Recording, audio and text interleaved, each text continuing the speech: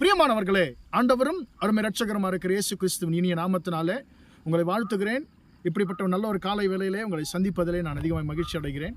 அன்பானவர்களே, நாம் ஒரு வசனத்தை நாம் தியானிப்போம். 2 ராஜாக்களின் புஸ்தகம் 1ஆம் அதிகாரத்திலிருந்து 14ஆம் அதிகாரம் வரைக்கும் ஒரு சம்பவம் சொல்லப்பட்டிருக்கிறது.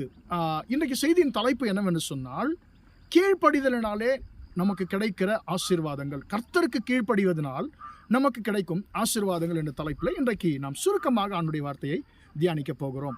அன்பானவர்களே, நான் சொன்னது போல இந்த 2 ராஜாக்கள் 5ஆம் அதிகாரம் 1 14 வசனங்களில் நாகமான் என்கிறதான ஒரு மனுஷனை குறித்து பார்க்கிறோம். அவன் சிரியா என்கிறதான தேசத்து படைத்தலைவனாய் அவன் இருக்கிறான். அவன் ஒரு மிகப்பெரிய பராக்கிரமசாலி என்று பரிசுத்த வேதம் அவனை குறித்து சொல்லுகிறது. ஆனால் அவருக்கு ஒரு குஷ்டரோகம், சரீரத்தில் வியாதி இருக்கிறது. குஷ்டரோகியாக அவர் இருக்கிறார். இப்போ அந்த குஷ்டரோகத்தை அவர் கேள்விப்படுகிறார். இஸ்ரவேலில் இருக்கக்கூடியதான தீர்க்கதரிசி அந்த குஷ்டரோகத்தை சுகமாக்கி விடுவார் என்றதான ஒரு காரியத்தை அவர் கேள்விப்படுகிறார். கேள்விப்பட்டு நேரடியாக இஸ்ரவேல் தேசத்துக்கு செல்லுகிறார். சென்ற பொழுது அந்த ராஜாவிடத்தில் செல்லுகிறார். அந்த ராஜா அவரை தீர்க்கதரிசியாகிய எலிசாவிடத்திலே அவரை அனுப்புகிறார். இப்போ நாகமானும் அவருடைய எல்லா சேனையும் அந்த எலிசாவினுடைய வீட்டு வாசலில் வந்து நிற்கிறார்கள். இவர் நாகமான் நினைத்தார், எலிசா என்னை பார்த்த உடனே ஓடி வந்து என்னை தொட்டு என் குஷ்டரோகத்தை தொட்டு சுகமாக்கி விடுவான்னு சொல்லி அவர் நினைக்கிறார். ஆனால் எலிசா தன்னுடைய வேலைக்காரனை ஆளை அனுப்பி நீ போய் யோர்தானிலே 7 முறை ஸ்நானம் பண்ணு, அப்பொழுது நீ சொஸ்தமாவா என்று சொல்ல சொல்லுகிறார். உடனே நாகமானுக்கு கோபம் வருகிறது. நான் இதற்காகவா இவ்வளோ தூரத்திலிருந்து நான் வந்திருக்கிறேன்? ஏன் என்னுடைய தேசத்தில் வந்து இதை காட்டிலும் யோர்தானை காட்டிலும் நல்ல நதிகள் என்னுடைய சிரியாவில் தமஸ்கூல இல்லையா என்று சொல்லி அவர் அதிகமாய் கோபப்படுகிறார். அன்பானவர்களே, ஆனால் அவருடைய ஊழியக்காரர்கள், அவருடைய வேலைக்காரர்கள் அவரிடத்திலே அன்பாய் பேசுகிறார்கள். தகப்பனே, அவர் ஒரு பெரிய ஒரு காரியத்தை சொல்லியிருந்தா, அந்த தீர்க்கதரிசி ஒரு பெரிய ஒரு காரியத்தை சொல்லியிருந்தா நீங்க அதை செய்வீங்க தானே?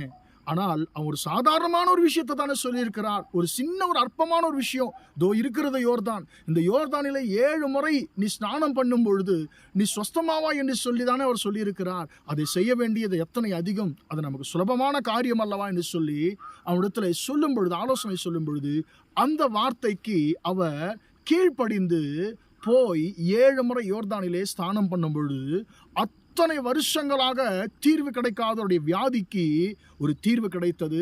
குஷ்டரோகியாக இருந்த அவர் அந்த யோர்தானிலே தேவனுடைய வார்த்தைக்கு கீழ்ப்படிந்து அவர் 7 முறை ஸ்நானம் பண்ணி எழுந்த பொழுது அவருடைய மாமிசம் ஒரு சிறு பிள்ளையின் மாம்சத்தை போல, அவருடைய சரீரம் ஒரு சிறு பிள்ளை பச்சை குழந்தையுடைய அந்த சரீரத்தை போல அவர் சொஸ்தமாய் மாறினார் என்று சொல்லி நாம் வாசிக்கிறோம். அன்பானவர்களே, இதன் மூலமாய் நமக்கு கர்த்தர் கற்றுக் கொடுக்க பாடம் என்னவென்று சொன்னால், ஒரு அற்பமான ஒரு கீழ்ப்படிதல், ஒரு சாதாரண ஒரு கீழ்ப்படிதல், அந்த சின்ன விஷயத்துல அந்த சின்ன கீழ்ப்படிதலை நாம் கர்த்தருக்கென்று நாம் செய்யும் பொழுது, கீழ்ப்படியும் பொழுது, கர்த்தருக்கென்று நாம் கீழ்ப்படியும் பொழுது நாம் பெரிய ஆசீர்வாதங்களை, பெரிய அற்புதங்களை பெற்றுக்கொள்ள முடியும் என்று சொல்லி இந்த மனுஷன் மூலமாய் நாம் அறிந்து கொள்ளுகிறோம். அன்பானவர்களே, நம்முடைய வாழ்க்கையிலே ஒரு பெரிய பெரிய காரியங்களை எல்லாம் நாம் கீழ்ப்படிவோம். ஆனால் கர்த்தர் சொல்லுகிற சின்ன சின்ன காரியத்திற்கு நாம் கீழ்ப்படிவதில்லை. அது நாம் நம்முடைய மனதில் வாங்கிக் கொள்வதும் இல்லை. அன்பானவர்களே, ஒருவேளை அந்த சின்ன ஒரு கீழ்ப்படியாமை தான் நம்முடைய ஆசீர்வாதங்களுக்கு தடையா இருக்கலாம். அன்பானவர்கள், இன்றைக்கு நாம் ஒப்புக் கொடுப்போம். ஆண்டவரே, சின்ன விஷயத்தில் ஒரு சின்ன ஒரு கீழ்ப்படிதல், ஒரு சின்ன ஒரு காரியத்தை தான் சொல்லியிருக்கிறீர் ஆண்டவரே, அதற்கு நான் கீழ்ப்படியாமல் போனபடினாலே என்னுடைய ஆசீர்வாதத்தை நானே தடுத்து கொண்டிருக்கிறது உண்மைதான் ஆண்டவரே. நானும் நாகமானை போல ஆண்டவரே என்னை உயர்த்தி கொண்டிருக்கிறேன். இதையெல்லாம் போய் நான் செய்யணுமா? இதையெல்லாம் நான் செய்யணுமா? இதை விட பெருசு ஏதாவது இருந்தால் நல்லா இருக்குமே, இதை போய் நான் செய்யணுமா என்று சொல்லி ஆண்டவரே சில நேரத்தில் நான் அற்பமாய் நினைக்கிறேன். ஆண்டவரே, உம்முடைய வார்த்தைகள் நான் அற்பமாய் நினைக்காதபடிக்கு ஆண்டவரே என்னை இன்றைக்கு ஒப்புக் கொடுக்கிறேன். அந்த அற்பமாக ஒரு சின்ன ஒரு கீழ்ப்படிதல் ஒரு பெரிய மேன்மைகளை நம்முடைய வாழ்க்கையில கொண்டு வரும். அதே நேரத்தில் சின்ன ஒரு கீழ்ப்படியாமை நம்முடைய வாழ்க்கையில பெரிய ஆசீர்வாதங்களுக்கு தடையா இருக்கும். அன்பானவர்களே, நாம் கர்த்தருக்கு என்று எல்லாவற்றிலையும் நாம் கீழ்ப்படிவோம். நாகமான் சின்ன ஒரு விஷயத்துக்கு அவர் கீழ்ப்படிந்தார், அவர் மிகப்பெரிய ஒரு அற்புதத்தை பெற்றுக்கொண்டார். நாமும் கர்த்தருக்கு கீழ்ப்படிவோமா?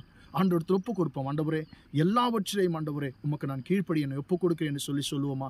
நிச்சயமாக நீங்கள் கீழ்ப்படியும் பொழுது அது என்ன காரியமாக இருந்தாலும் கர்த்தர் அநேக நாட்களாய் உங்களோடு கூட ஒரு குறிப்பிட்ட காரியத்தை குறித்த கர்த்தர் பேசி கொண்டிருக்கிறார்.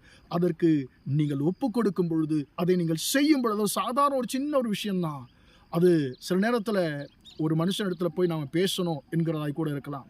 இந்த இடத்திற்கு நான் போகணும் என்கிறதா கூட இருக்கலாம். நான் போய் அவங்க வீட்டு வாசல் படியை மிதிப்பதா, நான் போய் அவர்களோடு பேசுவதா, நான் போய் இறங்கி போய் பேசுவதா என்று சொல்லி நாம் அப்படியே விட்டு கொடுக்காமல் இருக்கும் பொழுது நம்முடைய பெரிய ஆசீர்வாதங்களுக்கு நாமே தடையாக இருக்கிறோம். ஆனால் நாம் தாழ்த்தி கொண்டு நாகமானை போல கர்த்தருடைய வார்த்தைக்கு கீழ்ப்படியும் பொழுது நிச்சயமாய் பெரிய ஆசீர்வாதங்களை நாம் பெற்றுக்கொள்ள முடியும். ஜெபிப்போமா?